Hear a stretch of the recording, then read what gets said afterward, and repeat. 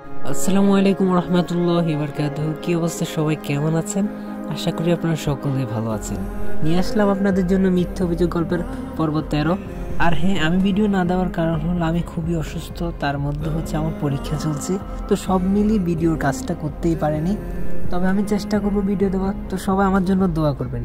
তো চলুন আর দেরি না করে এখনই শুরু করা যাক আমাদের আজকের ভিডিও। সাজিদ উপরে যাওয়া মাত্রই হ্যাপি বলে উঠলো, তোর সাথে আমি কথা বলবো না, আমি রাগ করছি। সাজিদ তখন বলল, আমি আবার তোর সাথে কি করলাম? আচ্ছা বল, কি জন্য রাগ করেছিস? হ্যাপি তখন বলল, তুই আমাকে কখন ঘুরতে নিয়ে যাবি? সাজিদ বলল, আরে তুই তো দেখলি আজকে কি টাইম পেয়েছি, আচ্ছা যা, কালকে তোকে বিকালে নিয়ে যাব। এই কথাটা শোনা মাত্র হ্যাপি অনেক খুশি হয়ে যায় আর বলল, সত্যি বলছিস তুই? সাজিদ তখন বলল, হ্যাঁ সত্যি বলছি। আচ্ছা অনেক তো রাত হয়েছে, চল ঘুমিয়ে পড়ি, আমার অনেক ঘুম পাচ্ছে। তারপর ঘুমাতে যাবে, হ্যাপি শুয়ে পড়ল, কিন্তু সাজিদ না শুয়ে দাঁড়িয়ে আছে। হ্যাপি তখন বলল, কিরে ঘুমাচ্ছিস না কেন? তাড়াতাড়ি শুয়ে পড়। সাজিদ তখন মনে মনে ভাবছি কিভাবে যে রাতটা কাটাবে। আচ্ছা যা হবে দেখা যাবে, আল্লাহর নাম নিয়ে একবার শুয়ে পড়ি। তারপর সাজিদ আর কোনো কথা না বলে ঘুমিয়ে পড়ে। সকালে হ্যাপি তাড়াতাড়ি ঘুম থেকে উঠে যায়, কিন্তু সাজিদ এখনো উঠেনি। হ্যাপি দেখতে পেল যে সাজিদের এক পা হ্যাপির গায়ের উপর। হ্যাপি তখন সাজিদকে ঘুম থেকে ওঠানো শুরু করলো, বলল, এই সাজিদ ঘুম থেকে উঠ তাড়াতাড়ি। সাজিদ তখন আচমকা ঘুম থেকে উঠে বসে পড়লো আর বলল, কিরে কি হয়েছে? হ্যাপি তখন বলল, আমি কি তোর বিয়ে করাবো? সাজিদ বলল, কেন কি হয়েছে? হ্যাপি তখন বলল, তুই আমার গায়ের উপর পা কেন তুলে দিয়েছিস? সাজিদ তখন বলল, আসলে কি আমি তোর গায়ের উপর পা তুলে দিয়েছি? হ্যাপি তখন বলল, আমি কি তোকে মিথ্যা কথা বলছি? সাজিদ তখন হ্যাপিকে বলল, আমি না রাতে ঘুমানোর সময় হাত পা কোথায় যায় আমি তা নিজেও জানি না। আচ্ছা সরি, আর এমন হবে না। হ্যাপি তখন বলল, হ্যাঁ আমার বোঝা হয়ে গেছে, তুই পরের বার করবি নাকি করবি না সেটা আমি খুব ভালো করেই জানি।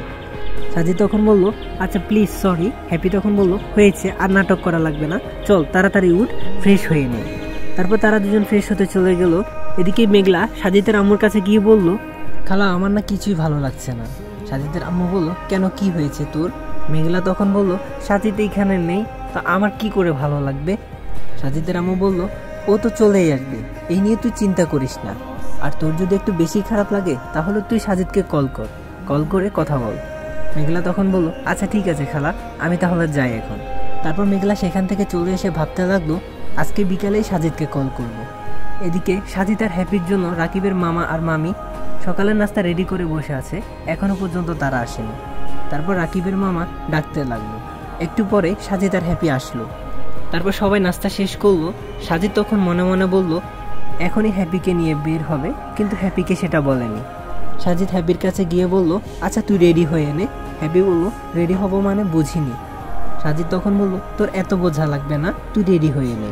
হ্যাপি তখন বলল, আচ্ছা কি জন্য সেটা তো বল। সাজিদ তখন বলল, তোকে নিয়ে এখন বাইরে যাব, আর কোনো কথা, তাড়াতাড়ি রেডি হয়ে বের হ। হ্যাপি তো সাজিদের কথা শুনে অবাক হয়ে যায় আর বলল, কিরে তুই না বলেছিলিস বিকালে নিয়ে যাবি, তাহলে এখন কেন? সাজিদ তখন বলল, হ্যাঁ বিকালেও যাব, এখন তাড়াতাড়ি কর তো। হ্যাপিও আর কোনো কথা না বলে তাড়াতাড়ি করে রেডি হয়ে যায়। তারপর সাজিদ আর হ্যাপি তারা দুজন বাইরে চলে গেল। বাইরে গিয়ে অনেকক্ষণ ঘোরাঘুরি করলো। ঘোরাঘুরি শেষ করে একটা সময় দেখতে পেল যে অনেক সময় হয়ে গিয়েছে, তাই আর দেরি না করে বাসার উদ্দেশ্যে রওনা দিল। বাসায় আস্তে আস্তে দুপুর হয়ে যায়। ভেতরে ঢুকতেই রাকিবের মামা আর আমাদেরকে দেখে বলল, কেমন ঘুরলে? সাজিদ তখন বলল, জি মামা ভালো, আসলে মামা ওর না বাসায় থাকতে ভালো লাগছে না তাই, আর আপনাকেও যাওয়ার সময় বলা হয়নি, কিছু মনে করবেন না মামা। মামা তখন এই কথাটা শুনে বলল, আর এইসব কি বলছো, আমি কি মনে করব? এটা তোমাদের নিজেদেরই বাড়ি মনে করবে, কখন কি লাগবে দরকার প্রয়োজন হলে আমাকে বলবে, তাও এরপর থেকে আর এমন কথা বলবে না। আসলে রাকিবের মামার কথা শুনে সত্যি আমি মুগ্ধ হয়ে যাই। সত্যি বলতে পৃথিবীতে ভালো মানুষ আছে, আর ভালো খারাপ মিলেই তো এই দুনিয়া, তাই না? তারপর রাকিবের মামা বলল, আচ্ছা তাড়াতাড়ি ফ্রেশ হয়ে এসো, আমরা একসাথে খেতে বসবো। তারপর আমি আর হ্যাপি ফ্রেশ হয়ে চলে আসলাম। এসে খাওয়ার টেবিলে আমরা সবাই একসাথে বসলাম। রাকিবের মামা বলল, আমি জানি না তোমরা কি খেতে পছন্দ করো, তবে আজকে তোমার মামিকে বলেছিলাম আমাদের বাংলাদেশে আমরা যেগুলো পছন্দ করি ওইগুলো রান্না করতে। তারপর মামায় বড় বড় দুইটা মাছের মাথা, একটা হ্যাপিকে দিল আর একটা আমাকে দিল। হ্যাপি তখন বলে উঠলো, মামা আমি এত বড় মাছ খেতে পারবো না, আমি আর সাজিদ একসাথে খাবো। হ্যাপির কথা শুনে সাজিদ তখন বলল, ঠিক বলেছিস তুই, আমি আর তুই একসাথে খাবো, আর আমারটা আমি মামাকে দিয়ে দিচ্ছি। মামা তখন বলল, না না তোমরা খাও, আমি খাবো না। সাজিদ তখন বলল, না মামা এটা আপনাকে খেতেই হবে। মামাকে দিয়ে দিলাম। একটু পরে দেখতে পেলাম মামা আর মামি একসাথেই খাচ্ছে। আসলে দেখতে খুব সুন্দরই লাগছে। হ্যাপি তখন বলে উঠলো, আচ্ছা সাজিদ তুই হা কর, আমি তোকে খাইয়ে দিচ্ছি। সাজিদ যেই না খেতে যাবে ঠিক এমন সময় সাজিদের এমন একটা কথা মনে পড়লো। সাজিদ তার বাবার কথা মনে করলো। একদিন এইরকম খাওয়ার টেবিলে বসেছিল, সাজিদের বাবা বড় একটা মাছের মাথা সাজিদকে দিল। আসলে আমার বাবা মাছের মাথা খুব বেশি পছন্দ করত, কিন্তু তারপরেও নিজে না খেয়ে আমাকে দিত, কারণ আমি খুবই পছন্দ করতাম। আসলে বাবারা এমনই হয়, সন্তানের জন্য নিজের সব কিছুই দিয়ে দিবে। কিন্তু আমি কখনোই বাবাকে বুঝতে পারিনি। বাবা আমাকে বলতো, দুইটা সময় তুই বাবা কি জিনিস সেটা বুঝতে পারবি। এক, যখন আমাকে হারাবি, আর দুই, যখন তুই নিজে বাবা হবি।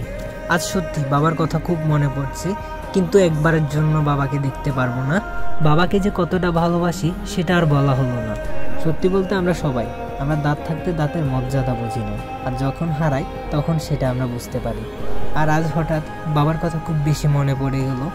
এইসব ভাবতে ভাবতে আমার চোখ দিয়ে পানি চলে আসলো। হ্যাপি তখন বলল, কিরে সাজিদ তোর কি হয়েছে, তুই কান্না করছিস কেন? সাজিদ তখন বলল, আমার কিছু হয়নি, দে তুই আমাকে খাইয়ে দে। সাজিদ একটু খেয়ে উপরে চলে যায়। হ্যাপি তখন বলল, সাজিদের এমন কি হলো আমাকে জানতেই হবে। তাই হ্যাপিও আর দেরি না করে উপরে চলে গেল। উপরে গিয়ে দেখে সাজিদ এখনও কান্না করছে, আর পেছন থেকে হ্যাপি বলল, কিরে তুই আবারও কান্না করছিস? সাজিদ তখন বলল, আমার কিছু হয়নি, আমার চোখে একটু ব্যথা করছিল। হ্যাপি তখন বলল, তুই মিথ্যা কথা বলবি না, কি হয়েছে আমাকে সত্যি করে বল। সাজিদ তখন হ্যাপির কাছে গিয়ে হ্যাপিকে জড়িয়ে ধরে কান্না করতে করতে বলল, বাবার কথা খুব মনে পড়ছে, বাবাকে কতটা ভালোবাসি সেটা কখনোই বলতে পারেনি। আজ যখন বাবা নেই তখন আমি বুঝতে পারছি। আমি জানি আমার বাবার উপর আমার অনেক অভিমান ছিল, কিন্তু কি করব, অভিমান করে কি সব কিছু ভুলে থাকা যায়? আজকে যদি বাবা থাকতো তাহলে বাবা কতই না খুশি হতো আমার এমন বদলে যাওয়া দেখে। হ্যাপি তখন সাজিদের কথা শুনে সে নিজেও কান্না করা শুরু করে দিল।